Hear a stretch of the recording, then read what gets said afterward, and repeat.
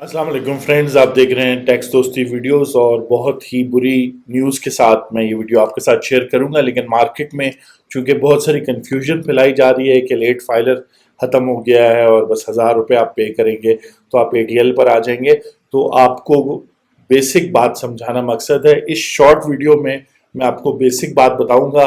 सारी की सारी बात जो नया एसआरओ आया है वो रूल नंबर 81 बी रूल जो है वो इनकम टैक्स रूल 2002 में दिया हुआ है। यानी कानून में तो सेक्शन 181 ए है जो कहता है कि जी एक्टिव टैक्स पेयर लिस्ट होगी और जो फेडरल बोर्ड ऑफ रेवेन्यू है उसको उसको कम ज्यादा करेगा। लेकिन किस तरीके से करेगा वो रूल्स जो हैं रूल नंबर 81 बी में दिए हुए थे। पहले जो रूल्स थे वो टेढ़े मेढ़े बनाए हुए थे जिसकी वजह से बहुत सारा फायदा था टैक्स पेयर्स को। अब उन्होंने रूल्स को बिल्कुल सीधा कर दिया जिससे बहुत ज्यादा नुकसान जो है टैक्स पेयर को होगा।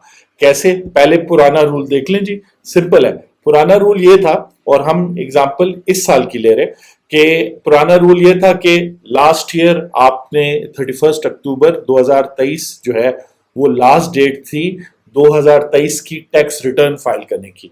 यानी ऑफिशियल डेट जो थी वो 31 अक्टूबर 2023 थी और उसके बाद जो है डेट खत्म हो गई। तो सपोज करें आपने पिछले साल जैसे बहुत सारे लोगों ने नवंबर 15 2023 को अपनी रिटर्न फाइल की, तो आपको अंदाजा था कि ठीक है आप लेट हो गए, लेकिन आपने ड्यू डेट के बाद फाइल किए यानी 31 अक्टूबर 2023 के बाद आप फाइल करें, लेकिन आपका फाइलर स्टेटस डिस्टर्ब नहीं हुआ था।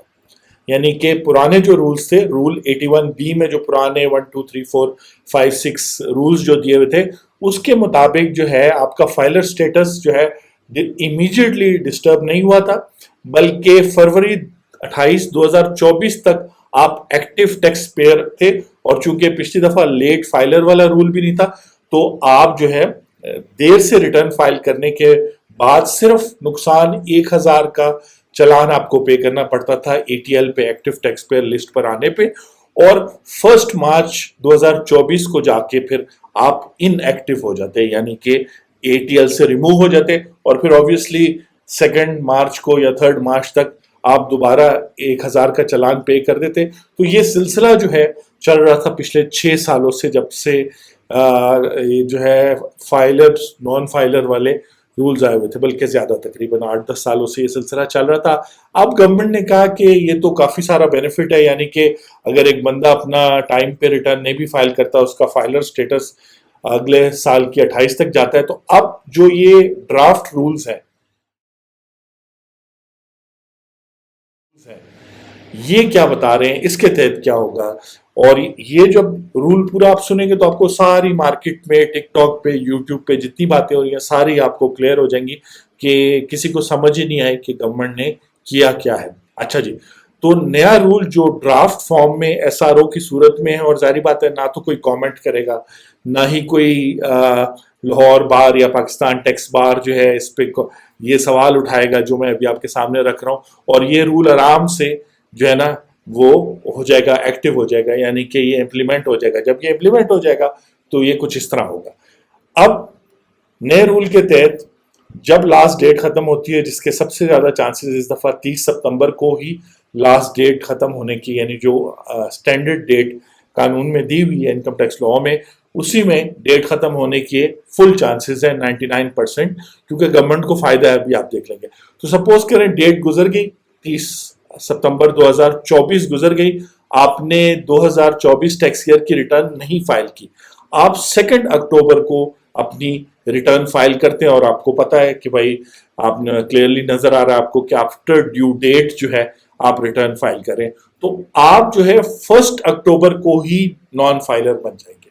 1 अक्टूबर को ही आप एटीएल से निकल जाएंगे। यही बेसिकली इन रूल्स को चेंज करने का मकसद है। इमीडिएटली यानी फरवरी 28 2025 का वेट नहीं किया जाएगा, आप इमीडिएटली जो है नॉन फाइलर बन जाएंगे, इनएक्टिव बन जाएंगे। तो फिर क्या हुआ, आप कहेंगे कि यार देखो ये लो जी 1000 रुपए गवर्नमेंट के मुंह पे मारेंगे, अक्टूबर 3 2024 को आप दोबारा एक्टिव टैक्स मतलब आप पे करेंगे। तो अब चूंकि डेली अपडेट हुआ करेगा तो आप अक्टूबर 3 को पे करेंगे, जिस आपने एक दिन रिटर्न फाइल की 2 को और अक्टूबर 3 2024 को आपने गवर्नमेंट के मुंह पे 1000 का चलान मारा। अगर आप इंडिविजुअल हैं, अगर आप एओपी हैं तो 10,000, और कंपनी की लास्ट डेट 31 दिसंबर होती है तो उनके लिए इस हिसाब से रूल होंगे। तो आप जो है एक्टिव टैक्स पेयर लिस्ट पे अक्टूबर 4 2024 को आ जाओगे।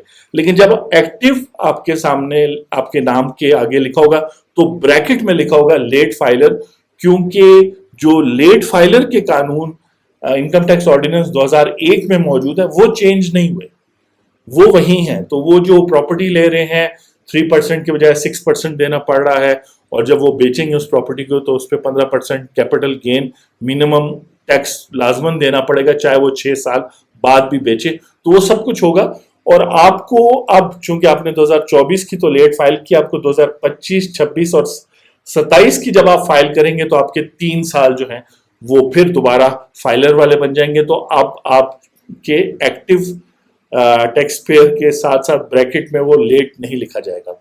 आपको याद होगा हमने टैक्स दोस्ती में बहुत चीख चीख के बताया था कि 30 जून 2024 से पहले पहले एक्टिव बन जाएं, क्योंकि ये कानून 1 जुलाई 2024 में आ रहा है। तो जितने लोग अभी एक्टिव टैक्स पेयर बने, अब वो मेहरबानी करके 30 सितंबर से पहले पहले अपनी रिटर्न फाइल करें ताकि उनका सिलसिला डिस्टर्ब ना हो। लेकिन नए रूल्स का मकसद है कि आप फौरी तौर पे नॉन फाइलर बने। अगर आप उसी दिन या अगले दिन दोबारा एटीएल लिस्ट पे आ भी जाते हैं, जो उसमें बड़ा प्यारे तरीके से लिखा है कि आप वो आ सकते हैं, तो आपके साथ लेट फाइलर का स्टेटस इसलिए लगा रहेगा क्योंकि यहाँ पे सिर्फ वो बात कर रहे हैं कि कौन एटीएल लिस्ट पे है कौन नहीं है। लेट फाइलर का कानून कहीं और इनकम टैक्स ऑर्डिनेंस के अंदर छुपा हुआ है, वो वहां पे तब्दील नहीं हुआ। अभी लेटेस्ट मैंने आज भी देखा है वो वहीं पे मौजूद है, और उस मुताबिक प्रॉपर्टी और जितनी ट्रांजैक्शंस और वो सब कुछ है।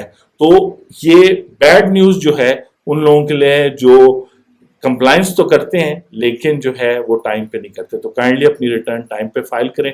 मैं हूं आपका टैक्स दोस्त और टैक्स होस्ट एंथनी विलियम्स। आपसे लाइव इंशाल्लाह 30 सितंबर को शाम 6 बजे मुलाकात होगी।